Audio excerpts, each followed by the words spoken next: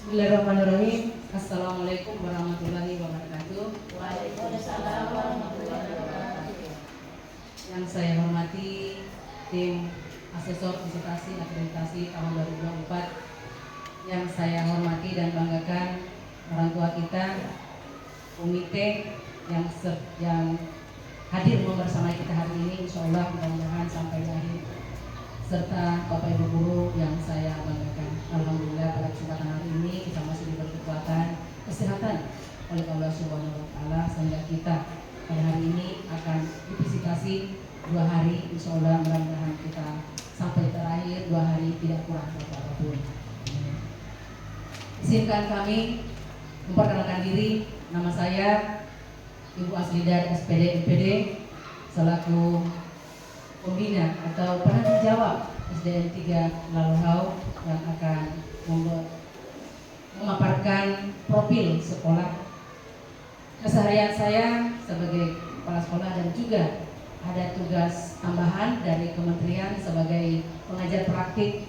Insya Allah tahun 2000 sudah 3 angkatan, mulai dari 21, 22 sampai sekarang, dan juga sebagai kemarin masih K13 sebagai instruktur nasional yang diberi tanggung jawab kepada kami.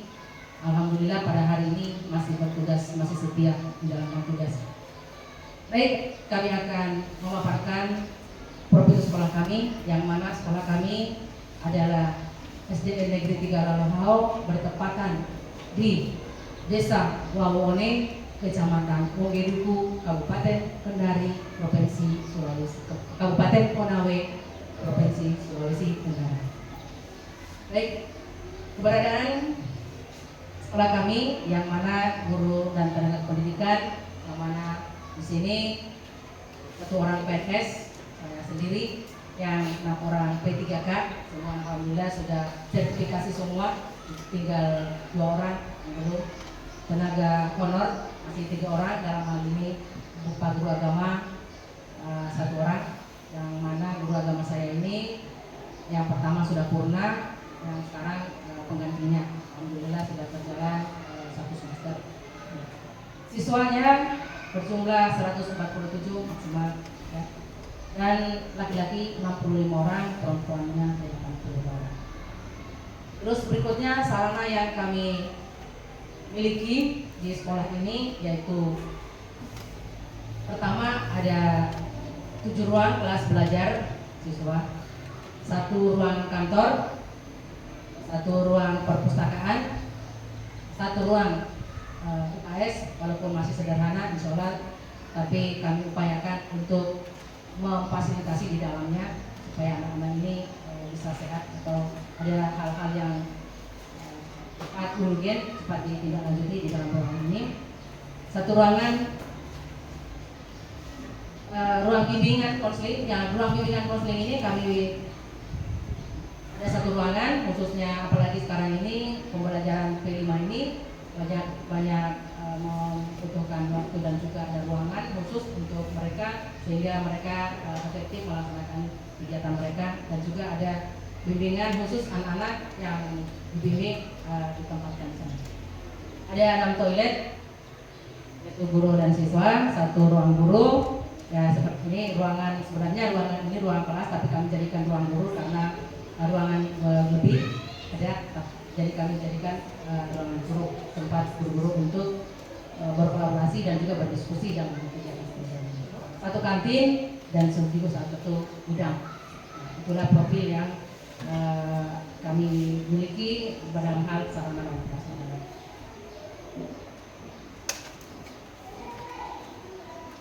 Baik, kami akan memaparkan apa yang akan kami dokumen-dokumen di dalam visitatus. Hari ini ada 59 indikator, 14 butir, dan 4 komponen, di mana kami rangkum dalam 1 presentase. Insya Allah mudah-mudahan ini bisa membantu.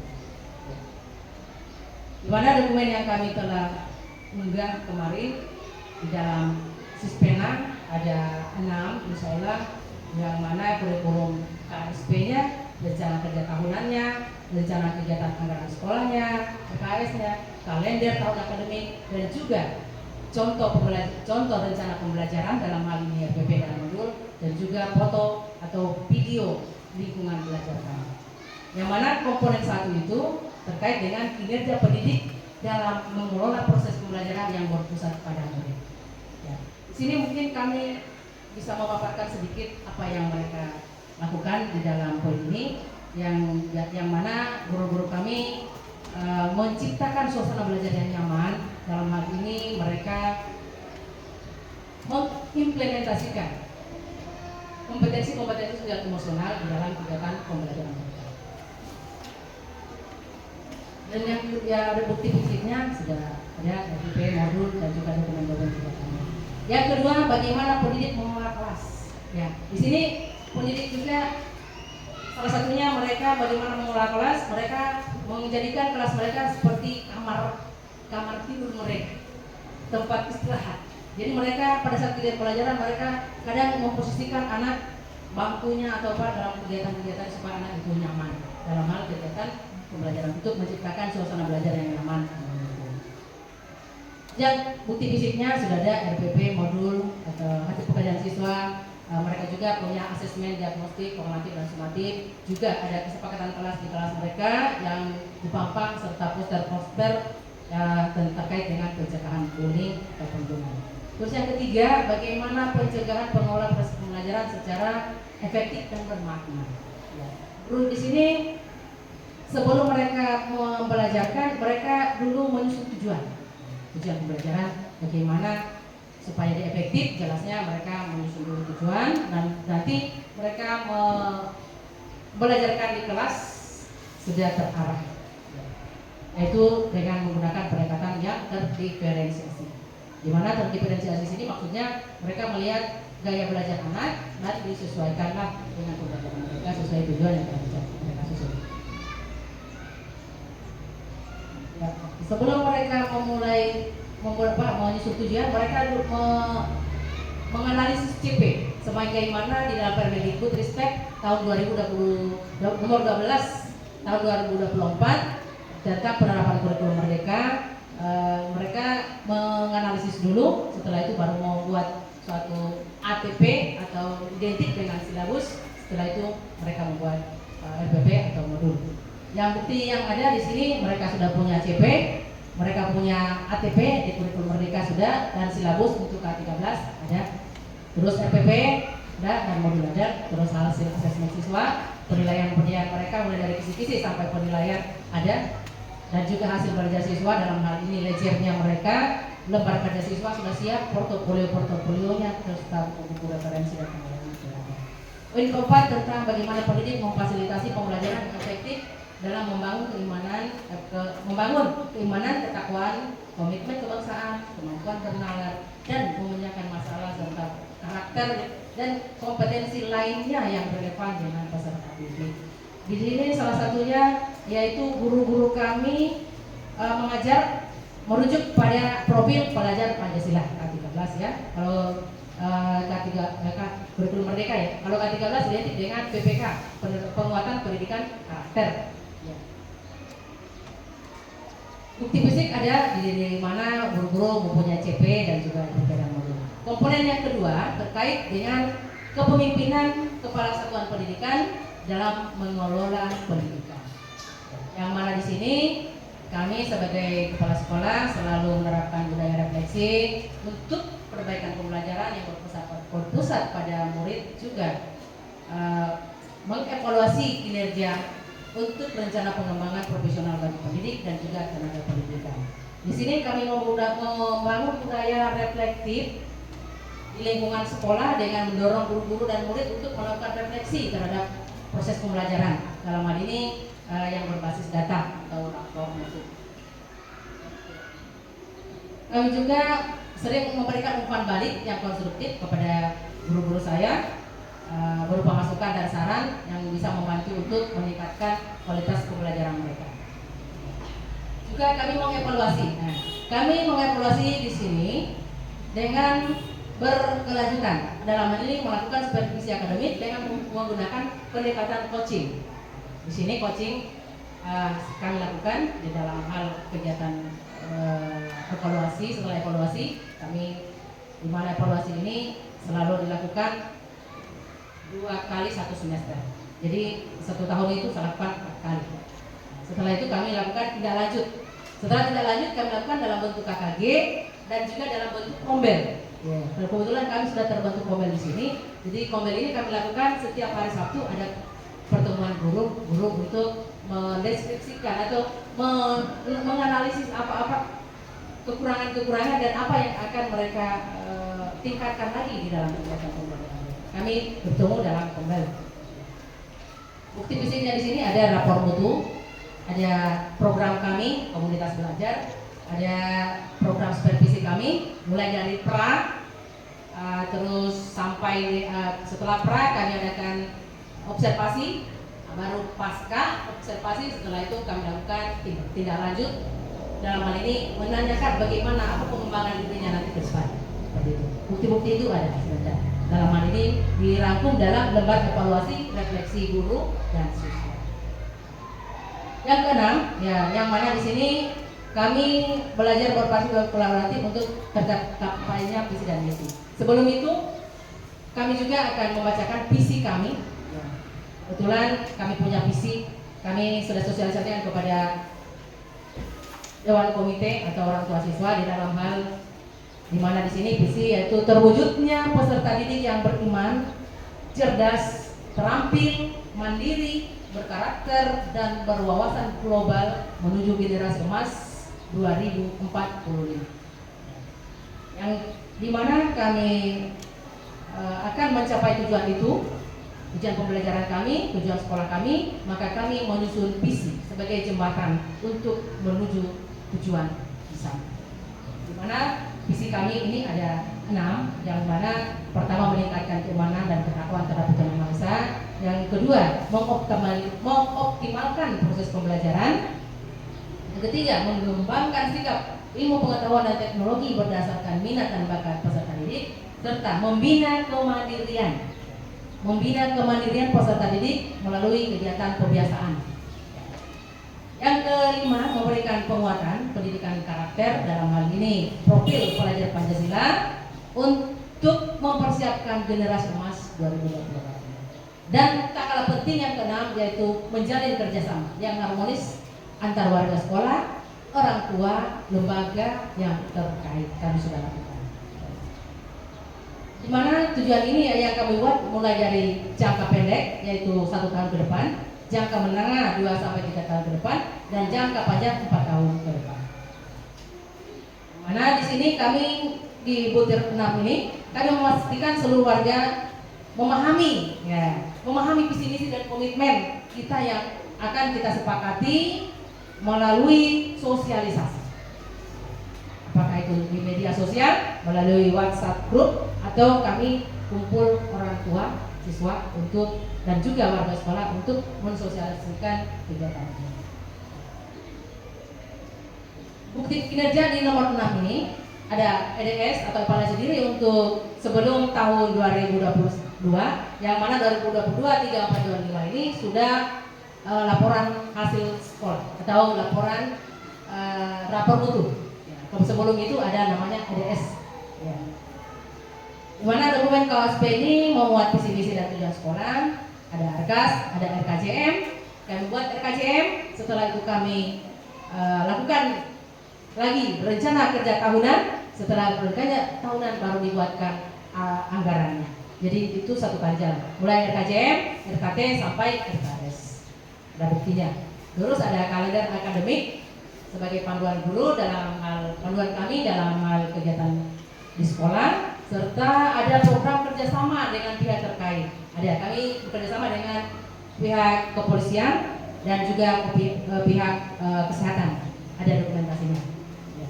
Di mana pihak kesehatan ini kami buat satu program yang namanya program dokter cilik, yang dilakukan oleh anak-anak kami. Kebetulan kami ada guru pembinanya 1. Setelah itu kami juga ada dokumen-dokumennya. Butir ke-7, kami sebagai kepala satuan pendidikan memastikan mengelola anggaran. Ini sudah anggaran ini kami kebetulan kami sendiri yang olah dan kami sendiri yang susun bersama rekan-rekan guru. Setelah itu kami buat laporannya. Dalam hal ini LPJ. Setelah ada laporannya, kami juga diaudit oleh tim yang mengaudit bagaimana keberhasilan dan selalu mengevaluasi anggaran-anggaran yang telah kami gunakan, terutama anggaran dari pemerintah. Bukti fisiknya ada rapor mutu, ada RKJM, RKT, RKS, ARKAS juga, laporan keuangan atau LPJ berapa tahun, ada bukti audit dari inspektorat dan juga dari dinas atau tim monitoring, khususnya yang memonitoring anggaran, dan juga ada hasil rapat kerja dalam bentuk dokumentasi, dan juga ada hasil-hasil anak yang dihasilkan pada tahun asesmen atau UNBK-nya ya, dan juga ada dokumentasinya. Yang kedelapan, kami sebagai para sekolah mengelola sarana. Ya. Sarana dan prasarana, di sini kami melakukan perencanaan dulu, mengimplementasi dan mengevaluasi serta melakukan refleksi di berbagai kegiatan kami untuk memastikan bahwa sarana dan prasarana yang ada dapat mendukung proses pembelajaran bagi siswa.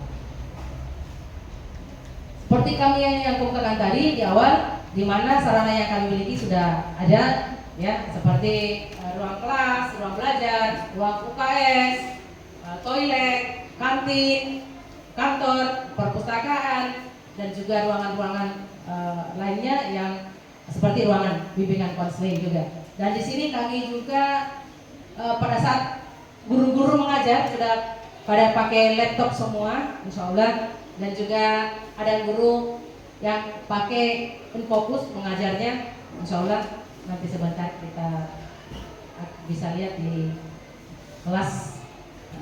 Ini terkait dengan sarana yang digunakan oleh guru. Ya.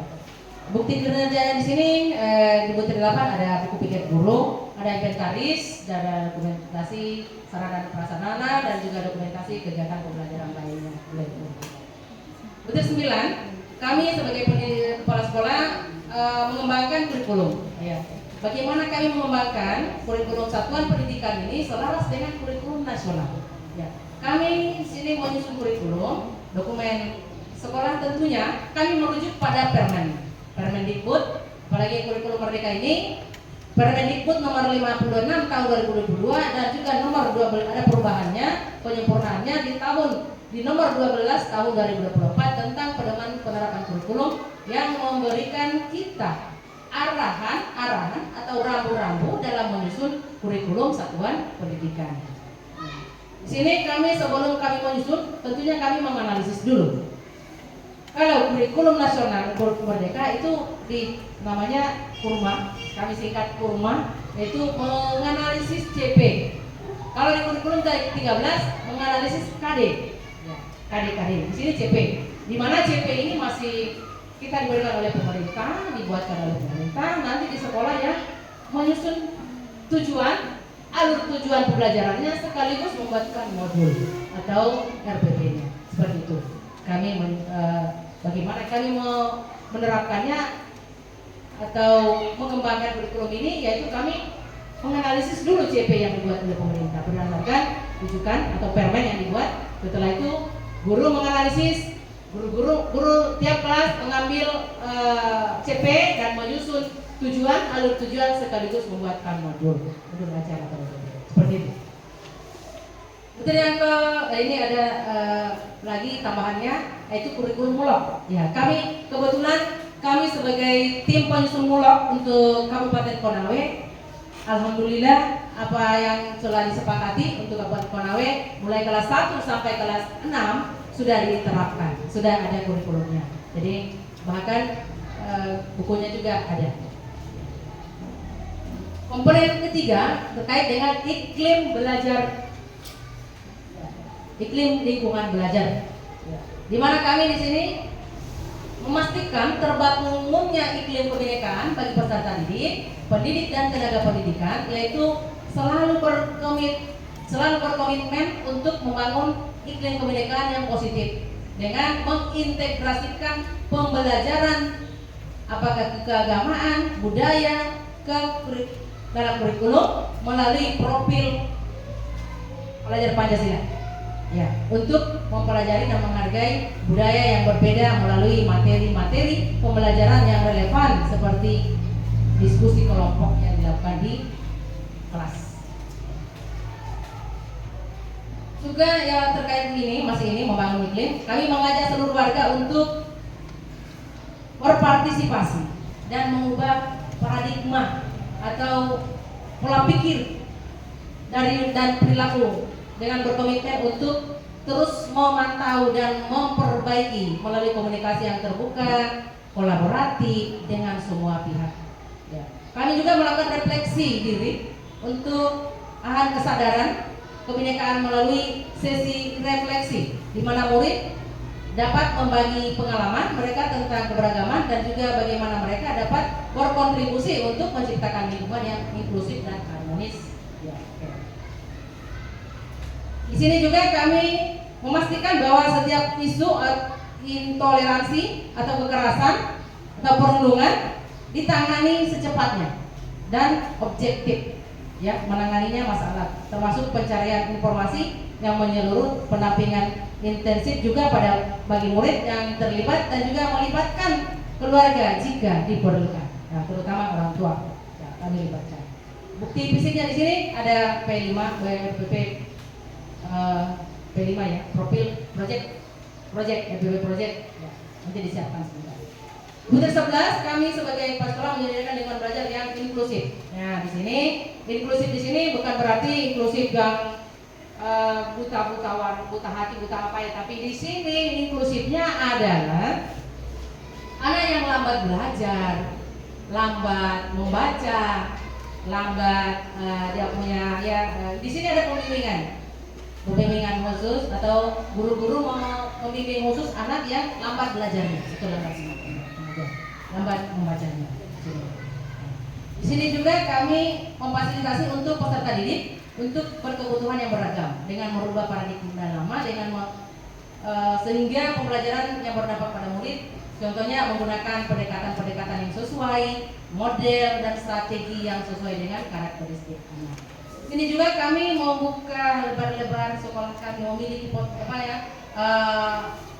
untuk menyekolahkan anak kami di sini, bukan berarti dia berkebutuhan khusus untuk disekolahkan di tempat lain, tapi kami juga siap di sini untuk menerima mereka.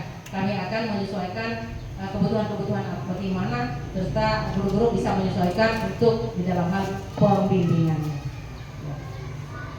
Di sini juga guru diberikan kebebasan dalam memilih materi pelajaran sesuai serta memilih strategi dan metode pengajarannya yang dapat diadaptasi sesuai dengan kondisi, karakteristik dan kebutuhan murid. Kehadiran murid kebutuhan khusus di kelas harus diterima dan mereka harus bisa berpartisipasi secara aktif dalam lingkungan belajar. Bukti fisiknya di sini yaitu hasil evaluasi akademik dan akademik, terutama yang kelas 1 dengan kelas 4 ya, karena mereka ini sudah 2 tahun ini ya. Kelas 4 ya, 4114 yang fase A, fase B sudah diterapkan, tinggal kelas fase C, kelas 3 dengan kelas 6 insya Allah tahun depan, karena ini bertahap ya.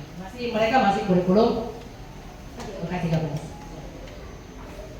Nah, di sini bukti fisiknya ada guru kami yang sudah pelatihan inklusif, yang sudah di PMM, jadi dia ada bukti fisiknya yaitu sertifikat, ada sertifikatnya pelatihan guru inklusif. Kebetulan satu orang di sini ada. M12, bagaimana kami mewujudkan iklim belajar yang aman, psikis bagi peserta didik, pendidik dan juga tenaga pendidikan. Nah, di sini kami mengajak peserta didik untuk merefleksi secara proaktif menjaga lingkungan belajar yang sehat dapat dilakukan melalui kegiatan pengintegrasian dalam materi pembelajaran di kelas. Nah, ini upaya-upayanya ya. Juga dilakukan secara bertahap, bertingkat dan berkelanjutan untuk menjaga perilaku dengan cara penguatan karakter. Sini juga kami menangani isu yang terjadi dengan pencarian informasi yang menyeluruh, bersikap netral serta objektif dalam penanganan isu, juga melakukan pendampingan secara intensif pada peserta didik yang berkaitan dengan isu, serta melibatkan juga orang tua jika diperlukan. Kami juga berkomitmen bersama dan berkomunikasi dan memantau untuk perbaikan yang berkelanjutan, berkomunikasi dan berkolaborasi antar satuan pendidikan, keluarga, masyarakat, agar semua pihak sadar, paham, dan berkomitmen untuk menciptakan lingkungan belajar yang aman dan nyaman. Sini kami juga meningkatkan pemahaman warga sekolah tentang perundungan dengan cara melakukan sosialisasi bersama dengan pihak yang berkompeten, dalam hal ini dari kepolisian, memberikan pemahaman tentang anti perundungan di sekolah untuk mendiskusikan bentuk-bentuk serta cara pencegahan dan penanganan perundungan di sekolah. Bukti fisiknya ada, yaitu bukti penanganan kasus, buku penanganan kasus, poster anti bullying ini sudah ada di dalam kelas, di luar kelas juga, bahkan di kelas-kelas ini sudah di semua kelas ada posternya. Ya. Terus ada dokumen kerjasama pihak kepolisian, kami ada kerjasama dengan mereka, serta ada kami buat SK kepala sekolah terkait dengan PPPK, artinya pencegahan tentang kekerasan. Jadi itu ada SK-nya, serta dokumentasi pada saat sosialisasi bullying bersama dengan pihak kepolisian. Bahkan ini masuk di ruangan-ruangan kelas masing-masing.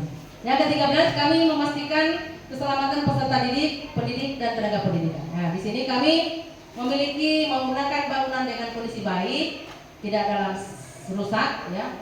Melakukan koordinasi jika ada sesuatu hal yang tidak ingin tidak bisa ditolerir, maksudnya sarana prasarana yang rusak, kami berkoordinasi dengan pihak dinas. Dalam hal ini pada bagian Sarpras mengusulkan bangunan sarana yang sudah tidak layak digunakan, dan juga membuat laporan pada aplikasi Dapodik bagian Sarpras, dan juga berkoordinasi dengan kepala pemerintahan setempat, warga sekolah juga yang berdekatan dengan sekolah untuk membantu mengawasi lingkungan sekolah terkait dengan keamanan fasilitas yang ada. Kebetulan kami hadirkan perwakilan dari orang tua siswa, dalam hal ini Bapak Komite kami, insyaallah. Nanti sebentar akan memberikan bagaimana dukungan mereka, beliau orang tua siswa di sekolah ini. Kami juga melakukan prosedur dan perlengkapan pertolongan pertama pada kecelakaan atau P3K di sekolah.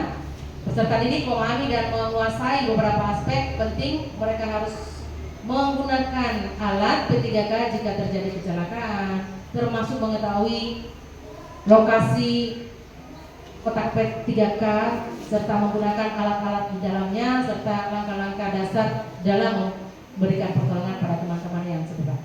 Di sini juga kami melakukan prosedur dalam perlengkapan pertolongan pertama atau P3K dilengkapi dengan fasilitas UKS, walaupun sederhana, tapi ada ruangannya. Kami juga bekerja sama dengan pihak kesehatan, dalam hal ini Puskesmas Kecamatan Wongeduku, untuk memberikan penyuluhan, sosialisasi, memberikan obat, ya, imunisasi, serta melakukan membenahi atau memberikan perlengkapan UKS secara berkala pada siswa.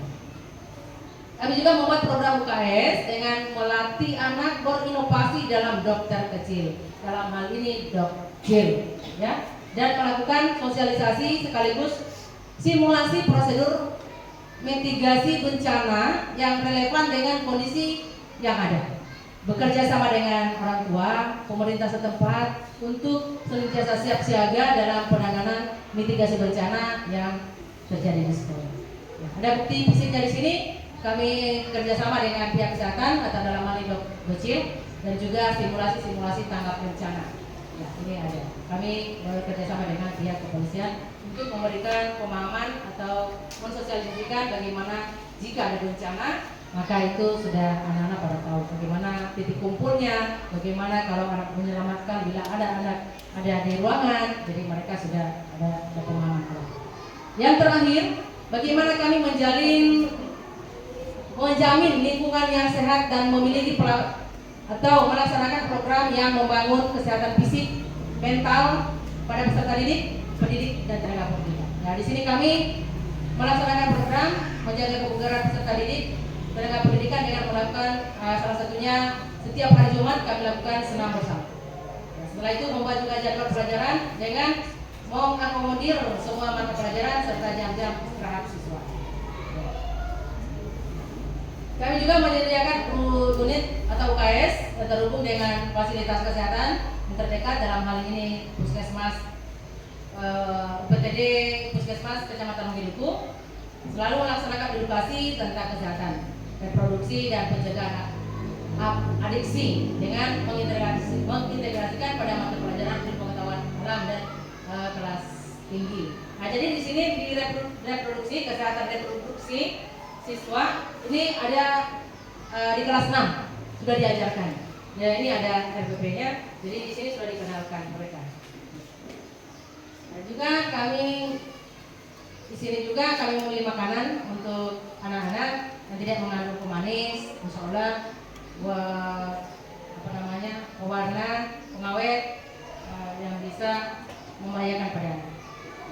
Juga kami melaksanakan program membangun kesadaran tentang kesehatan mental anak, tenaga pendidikan dengan cara melakukan sosialisasi bersama dengan pihak kepolisian serta melakukan diskusi bersama rekan sejawat komunitas belajar guru. Nama komunitas kami adalah Komunitas Belajar Guru Hebat SD 3 Laluahau. Ya, itu nama komunitas kami. Insya Allah apa yang kami paparkan tadi sebagai gambaran umum yang akan diambil dokumennya dan akan diunggah dalam aplikasi Suspena. Kami yakin penilai kita hari ini atau tim kita hari ini akan kerja keras melihat apa-apa yang ada, dan ini akan jadi bahan masukan kita semua. Jika ada kesalahan atau ada yang mau diperbaiki, insya Allah kita akan coba lanjuti. Mungkin hanya itu dari saya, lebih kurangnya mohon dimaafkan. Akhiri wabillahi taufiq wal hidayah. Wassalamualaikum warahmatullahi wabarakatuh.